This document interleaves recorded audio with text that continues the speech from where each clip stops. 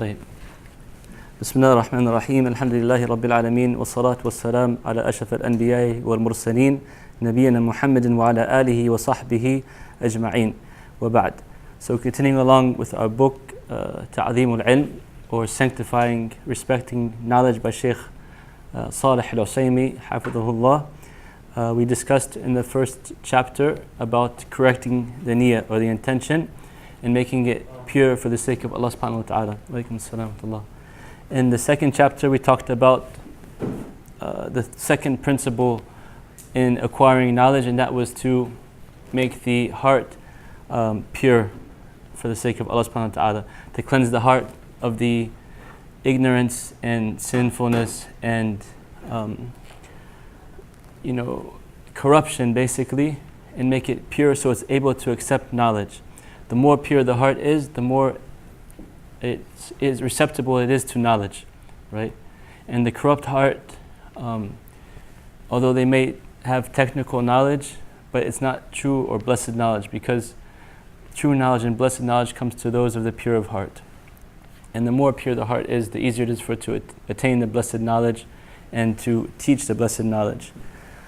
The third principle the Shaykh goes to, which we will take today inshallah, is the Jama' al-Himma, or Jama' Himmat al-Nafs, like making yourself encouraged or motivated or enthusiastic to seek it, to seek knowledge, right?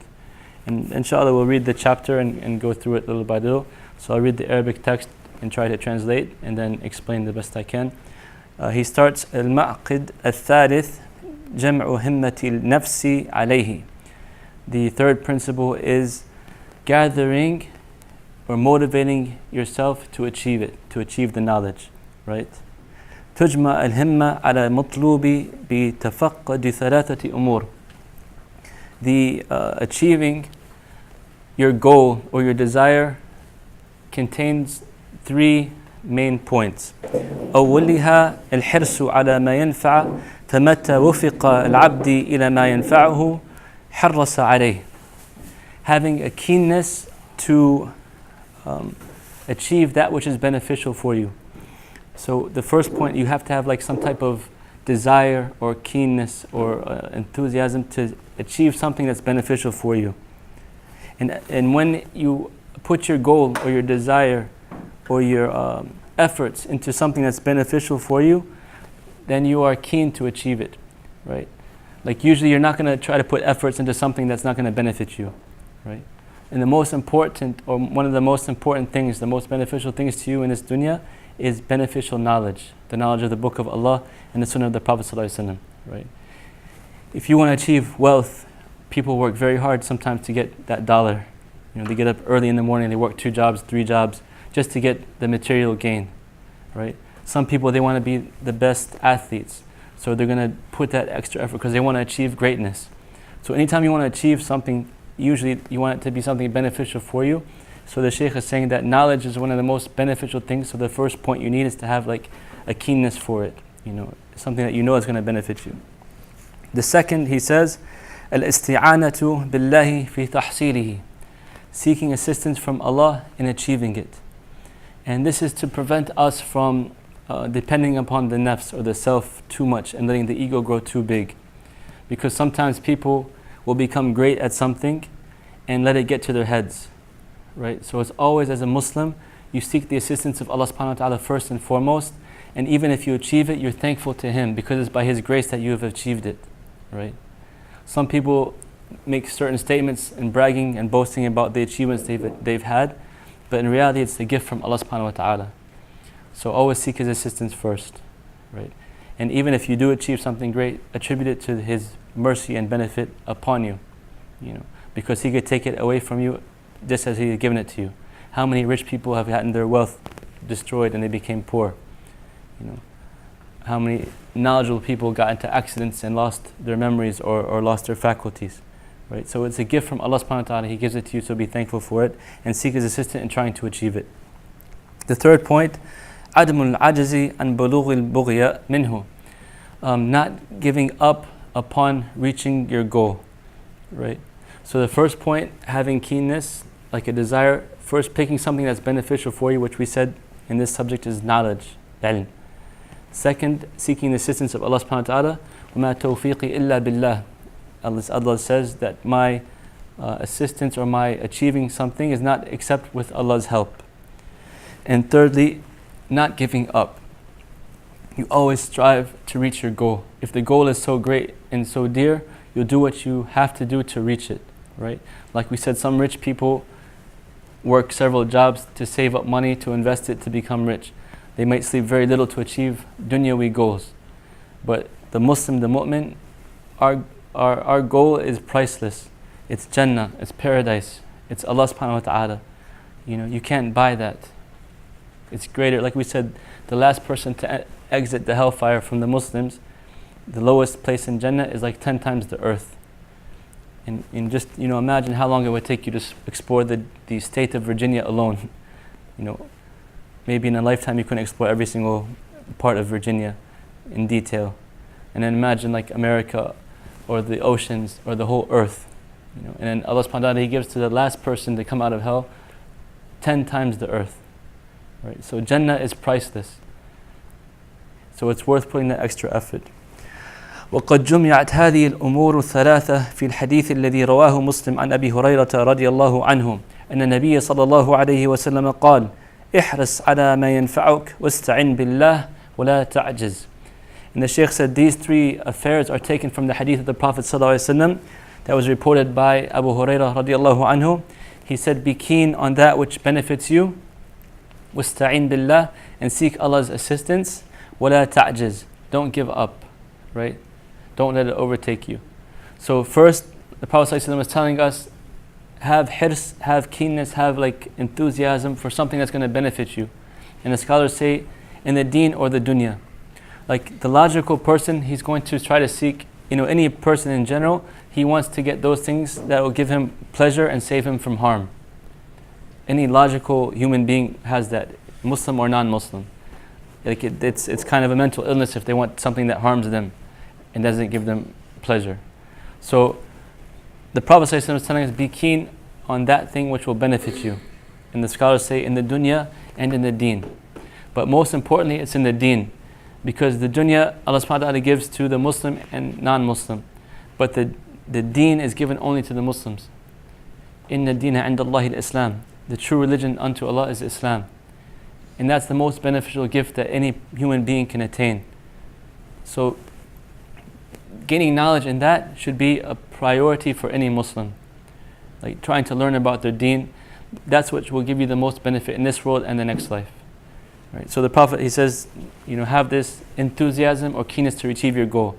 And this can be applied to anything. If you want to be, the top doctor, if you want to be a top engineer, if you want to be a top athlete, whatever it is, these three principles are the main ways to achieve it.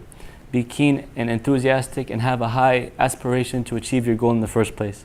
Secondly, seek the assistance of Allah subhanahu wa ta'ala. Because no matter what you achieve, if it's not with the help of Allah subhanahu wa ta'ala, it doesn't have barakah in it. Right? That's why we see in the previous generations how they may not have had the resources that we have, but they achieved such greatness in the deen. Because they sought sincerely the help of Allah subhanahu wa ta'ala. Third, don't give up. It's always the one, that the shaitan's main goal is to get the Muslim, the mu'min, to despair, to give up on the deen. That's his main goal. If he can't get you to do that, he'll try to get you to give up on doing the extra good deeds or the wajibat. Anything he can try to get you to give up on, he's going to try. But the Muslim, he is keen not to give up. Like you always try it until you're in the grave. Like Abu Bakr radiallahu anhu and Umar and some of the other Sahaba, they said, even if my right foot was in Jannah and my left foot hasn't entered, I will still not feel comfortable. Right? Until I'm completely into Jannah. Until your soul is gone from your body, then you can relax. Imam Ahmad rahimahullah, he was on his deathbed. And we know the narration that his son was telling him to say the Shahada. And he was saying, La, not now. I can't, not right now, no. And then his son kept saying no. And his son got scared. And he was saying, his father came too, and then he said, now I will say the Shahada. And the son asked him, what happened? Like, I was trying to tell you to say the Shahada, and you were saying no. He said, no, because the shaitan was coming to me and telling me that, you were on the wrong path. He came to him like trying to pretend like he's an angel or something like that and telling him that you were on the wrong path. You should die as a Christian or a Jew. And he was saying, no, right? Even to the last moment, the shaitan is trying to come to this great imam and tempt him to fall upon a different faith. So a Muslim, he's keen always to try into the last second, striving for your goal until your soul is no longer alive in this world. That's how you achieve greatness. And never think that you are something. Always try to, like they say in the deen, look to those that are above you, and the dunya, look to those that are below you. So if you ever think that you have little, look at to the people suffering around the world and see how much they have. And you'll feel so grateful for the amount that you really do have, right? In the deen, every time you think that you're great, you achieve so much, you're like very knowledgeable, or you're worshipping so much, then look at to the great scholars or the previous ones before us and see what greatness they achieved. Then you'll feel like, no, I haven't achieved enough yet, so you'll strive more. But the main point is, don't give up. In your dunyawi goals or your deen goals, when you have made a decision, or you think you've made the right decision, you stick with it and try your best. There's so many stories from the previous generations that ilm, seeking knowledge, was very hard upon some of the scholars, the previous scholars, to the point that they almost gave up. One of them, some attribute to Ibn Hajar, rahimahullah, he was trying, but he just couldn't get it, like it won't stick in his mind. So he just one day thought, khalas, I'm just going to give up. And he started walking away. And as he was walking, he saw a stream eating away at a rock. And he said, subhanallah, this water can eat away at rock, and I'm not allowing the knowledge of Allah subhanahu wa ta'ala to eat away at my heart. And he went back and he strived till he became one of the greatest imams in the history of Islam. Writing some of the most well-respected works.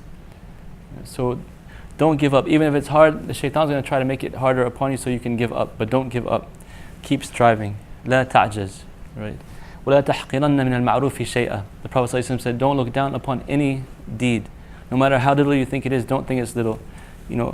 Keep doing it. Keep striving. Keep trying to move forward and progress. قال الجنيد رحمه الله تعالى: ما طلب أحد شيئا بجد وصدق إلا ناله فإن لم ينله كله نال بعضه. Junaid, one of the great pious predecessors, he said that nobody seeks something with jad, like keenness and striving to get that goal, with sidq, being truthful to Allah subhanahu wa ta'ala, except that he will achieve it. Either all of it or at least some of it. If you're truly sincere for the sake of Allah and you truly strive and you make the correct effort to achieve a goal, Allah subhanahu wa ta'ala, He will give you some of it, at least, if not all of it. So don't, cut yourself short. وقال ابن القيم رحمه الله تعالى في كتابه الفوائد: إذا طلع نجم الهمة في ظلام الليل الباطلة وردفه قمر العزيمة أشرقت الأرض بنور ربها. He said that if the star of your desire, your himma, you're like, seeking something in the darkness of the night, is accompanied by the light of your azima from the moon. Your azima is like the thing that you are very keen on trying to achieve. أشرقت الأرض بنور ربها. The earth is made light or lit up with the light of Allah subhanahu wa ta'ala. So he's saying basically the azima or your keenness through the darkness will eventually shine through. Like if you're sincere and you really put the effort into it, the earth will become lit with knowledge. So, with a strong persistence and a desire to achieve a goal, you can change things. You can make dark into light. وإن مما يعلى الهمة ويسمو بالنفس اعتبار حال من سبق وتعرف همم القوم الماضين. And from the ways to increase our himmam, our keenness in seeking knowledge and desire to seek knowledge, is to read the story of those that preceded us. فأبو عبد الله أحمد بن حنبل رحمه الله كان وهو في صبا ربما أراد الخروج قبل الفجر إلى حلق الشيوخ فتأخذ أمه بثيابه وتقول رحمة به حتى يؤذن الناس أو يصبحوا. So on Ahmed ibn Hanbal, one of the four scholars of the four madhahib, it said that when he was a young child, he would like to go out to the halaqa, the meetings of knowledge, the circles of knowledge, in the masajid. And his mother, out of mercy for him, would grab him by his thobe and say, wait until the adhan of Fajr comes or the people wake up. Right? Because he's still a young kid. But look how keen, as a young kid, he wanted to go out before Fajr to seek knowledge, to sit in the halaqah of ilm. That means that circles of knowledge were being held even before Fajr. And he was trying to go there to listen to it as a young boy. وقرأ الخطيب البغدادي رحمه الله صحيح البخاري كله على إسماعيل الحري في 3 مجالس 2 منها في الليلتين من وقت صلاة المغرب إلى صلاة الفجر واليوم الثالث من ضحى النهار إلى صلاة المغرب ومن المغرب إلى طلوع الفجر. So basically this Imam Al-Khatib Al-Baghdadi read the whole of Bukhari in less than 3 days. Right? And this is not something that's impossible. You know, I personally witnessed, like, my roommate in the university when I was studying in Medina, in Jama'ah Islamiyah. He was from Nigeria, and he read the whole Quran in 2 rak'ahs, from Salat al-Isha into Salat al-Fajr.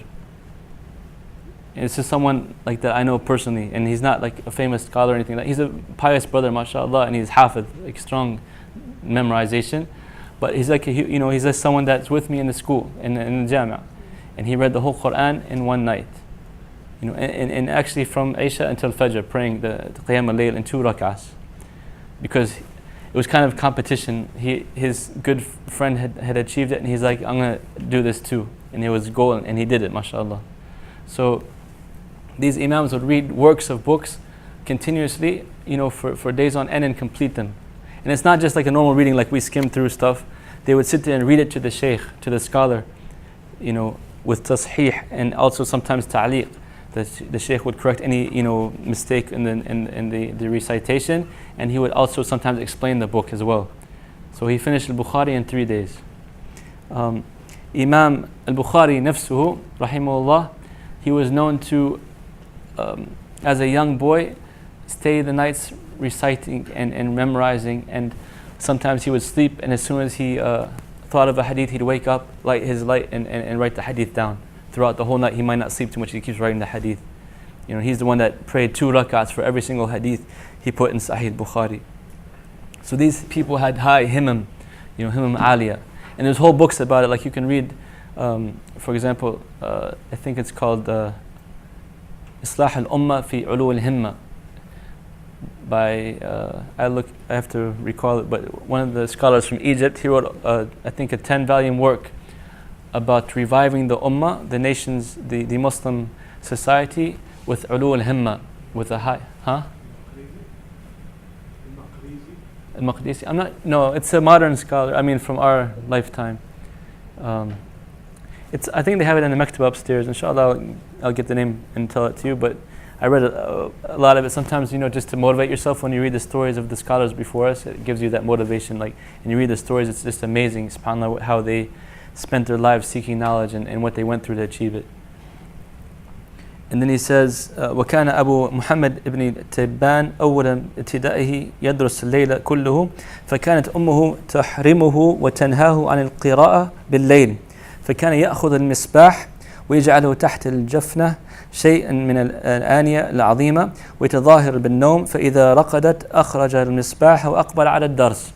So he's saying that this Sheikh Abu Muhammad ibn Tibban, when he was a young boy, his mother used to forbid him from reading at night because he was so keen on trying to seek knowledge. He would read the whole night and not sleep much at all, if any. So his mother forbid him from doing that. So he would sneak the lamp under his bed until he was sure she fell asleep. Then he would take it out and light it so he can read and study and get knowledge. Nowadays, subhanAllah, the kids, they'll pretend to be asleep to try to sneak in and do things that maybe haram or bad stuff, astaghfirullah. But look at this young boy. He was so keen to seek knowledge. His mom was merciful, like she feared for him, he's not sleeping enough, but he was trying to sneak just to get knowledge. In the famous story of Imam al-Nawawi, when he was a young boy, the kids wanted to come play with them and try to force him to play with them, and he would actually cry because he wanted to memorize the Quran. And he was only like 7 years old or less than that. He would cry because he wanted to seek knowledge as opposed to playing in the playground. So this is ulu al-himma, and look what Allah gave to them in barakah. فكان رجلا رجله على الثرى ثابتة وهامة همته فوق الثرايا سابقة ولا تكن الشاب البدن أشيب الهمة فإن همة الصادقة لا تشيب. So he kind of quoted different Arab sayings or examples. He's saying that the person's feet might be planted upon the ground, but their aspirations are in the stars, because their aspirations are so strong and so high, they're up in the stars. And he's saying that the true person that's keen on seeking it, he doesn't get old in that sense. So the body may age, the beard may gray, but the himma doesn't get old. It grows with years. كان أبو الوفاء ابن عقيل رحمه الله تعالى أحد أذكياء العالم من فقهاء الحنابلة ينشد وهو في 80 ما شاب عزمي ولا حزمي ولا خلقي ولا ولائي ولا ديني ولا كرمي وإنما اعتاد شعري غير صبغته والشيب في الشعر غير شيب في الهمم. So he said that my keenness or my desire and my sincerousness in seeking knowledge, and my character, and my deen, my religion, and my generosity didn't get old. And my beard and my hair may have aged and gotten old, but my himmam did not. My desire to seek knowledge did not. So even though this was Ibn Aqil, he was 80 years old when he said this poem. And he was saying that the meaning of which, even though he's 80 years old and going to the grave, maybe he might be decrepit his body wise, but his character and his deen and his desire to seek knowledge did not age. He still has that same desire as he was as a young person. And the more the person builds himself to get that desire, the easier it becomes, right? So you might start with reading a couple of pages and you find it hard, so you have to stop.